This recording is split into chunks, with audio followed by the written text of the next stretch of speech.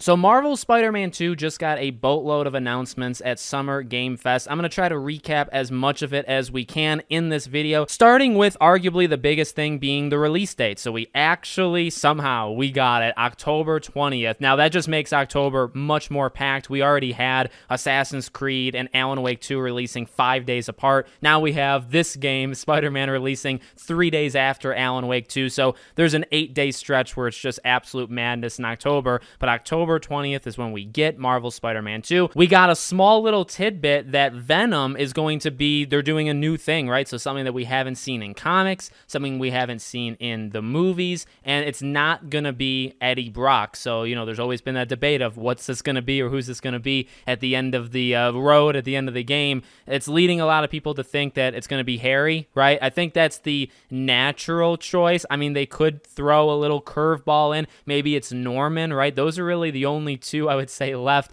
that somewhat make sense and would be a little bit different, but also, you know, they've kind of been hinting at to some extent or another. So that's where people are kind of going with it. And then we got the pre-order information. So several things to kind of keep an eye on when it comes to this. Number one, pre-orders for this game begin on June 16th. And why that's important is most likely it's for the collector's edition, right? Collector's edition is $230 and comes with a boatload of stuff, but namely a steelbook case and then also that insanely cool statue, right? So those are the two big things with the collector's edition. I'll be showing, you know, the picture. You can take a look at the rest of it, but there's a couple other things when it comes to the pre-orders, right? So you can pre-order the game and you get bonuses simply for pre-ordering. I like this idea. This is kind of making a comeback in games where you just get free stuff for pre-ordering, as long as it's the same across the board, which it is. I've never really had a problem with it. And so you get a suit each for Peter and Miles, and you get different color variants for them. You also get a web grabber gadget as well as 3 skill points. And this